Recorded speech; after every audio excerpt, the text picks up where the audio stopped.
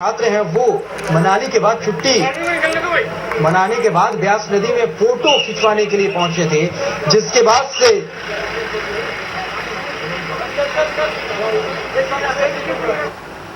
तो तस्वीरों में आप देख सकते हैं कि जो शव है उसे ले जाया जा रहा है। सर्च ऑपरेशन जो है वो जारी है इस वक्त, और सबसे बड़ा सर्च ऑपरेशन कहा जा सकता है क्योंकि 24 लोगों के गायब होने की बात कही जा रही है। तस्वीरों में आप देख सकते हैं कि ये डैम की तस्वीरें हम आपको दिखा रहे थे। यहीं से पानी जो है वो छोड़ा गया था, अचानक से बगैर किसी सूचना के ये पानी छोड़ा गया।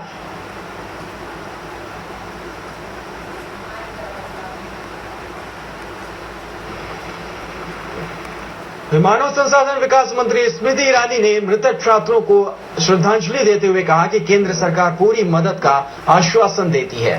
रात को मुझे जब इस दुर्घटना के बारे में सूचना मिली, तत्काल हमने हिमाचल प्रदेश सरकार में शिक्षा मंत्री से संपर्क किया। केंद्र की ओर से सभी सपोर्ट, सभी सहायता का आश्वासन भी दिया। मैं जितने भी लोगों ने अपने परिजनों को खोया है उनके प्रति अपनी सहानुभूति व्यक्त करती हूँ और मृतकों को श्रद्धांजलि देती हूँ। मुझसे कहा गया है कि एक इन्वेस्टिगेशन की जा रही है, कुछ लोगों को इस विषय में सस्पेंड भी किया गया है। इन्वेस्टिगेशन की रिपोर्ट आने के बाद ही मैं इस पूरी घटना पर अपनी टिप्पणी दे पाऊंगी, लेकिन अभी हमारी चिंता ये है कि जो हमारे सर्वाइवर्स हैं उन्हें जल्द से जल्द उन्हें उनके घर तक, उनके होम स्टेट तक हम भेजने में अपनी ओर से जितनी सहायता दे सकें वो सहायता देने की हम तैयारी कर रहे हैं। हिमाचल प्रदेश के सीएम ने हादसे पर दुख जताते हुए कहा है कि देश के होनहार इंजीनियर चले गए। क्या हुई है ये, किसी ने चाहा कैसा होगा, और हमारी पूरी संवेदना उन परिवारों के साथ है जिनके बच्चे जो है इसमें डूबे हैं, और हम ईश्वर से प्रार्थना करते हैं जीवित आत्मा को शांति प्रदान करें और शोक संतप्त परिवार को उस महान शक्ति को सहने की क्षमता। सूचना प्रसारण राज्य मंत्री प्रकाश जावड़ेकर ने हादसे को दुर्भाग्यपूर्ण बताया है। तरह से हादसा हुआ है और आंध्र प्रदेश के बीटेक करने वाले अच्छे नौजवान वहां बह गए हैं। ये बहुत ही दुर्भाग्यपूर्ण और दर्दनाक है। ऐसे हादसे कैसे टाले जा सकते हैं, इस पर बड़े गंभीरता से विचार की। वहीं मंडी के सांसद राम स्वरूप की माने तो बिजली बोर्ड की लापरवाही से हादसा हुआ है। बाद कॉलेज के जो छात्र थे उसमें 25 छात्राएं बताई जाती हैं जो उस पानी में बही। 3 डेड बॉडी तो निकाली गई, बाकी नीचे डैम है जिसमें वो डेड बॉडी जाती है, तो वहां से निकालना काफी दिक्कत वाला काम रहता है क्योंकि नीचे दलदल होता है। तो लेकिन फिर भी पूरा प्रशासन वहां लगा है, बड़ी लापरवाही प्रशासन अपने बिजली बोर्ड ने की है, और बाकायदा 3-4 हुटर बजाए जाते हैं, पेपर में निकाला जाता है कि पानी छोड़ा जाएगा। अचानक इस तरह पानी छोड़ना ये बहुत।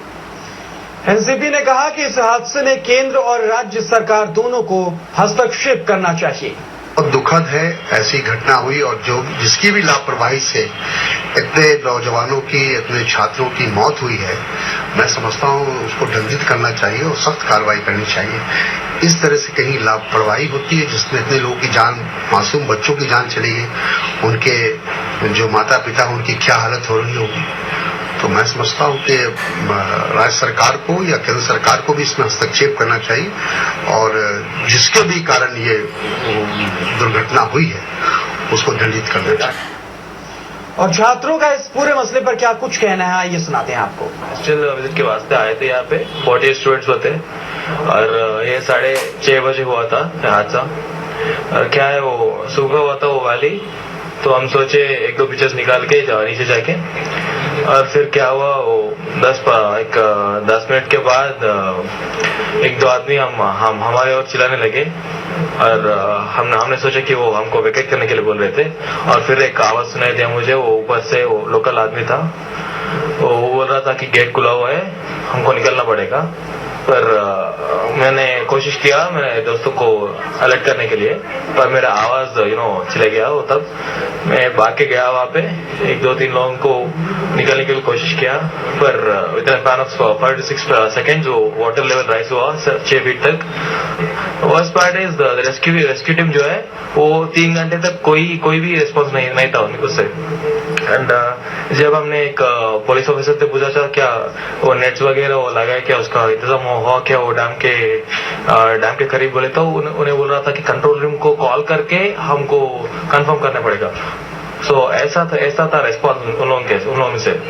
So this is how they respond to an accident when 24 of us were drowning. We lost our friends in front of our eyes. और अगर ये रेस्पॉन्स टीम समय में रेस्पॉन्ड होता तो शायद करीब 10-15 लोग बच जाते वहाँ पे। वहीं इस दुखद हादसे पर नेताओं ने किस तरह से दुख व्यक्त किया और क्या कुछ कहा, आइए सुनते हैं। दिग्विजय सिंह ने ट्वीट किया और कहा कि मैं पीड़ित परिवार से हमदर्दी रखता हूं। हैदराबाद के इंजीनियरिंग छात्रों के बारे में सुनकर काफी दुख हुआ। मैंने हिमाचल प्रदेश के सीएम से बात की है और मैं इसमें पूरा सहयोग करूंगा।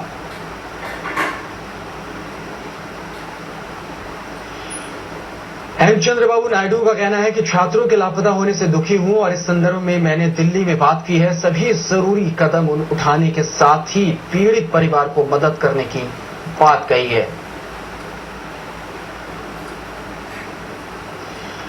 तो जमात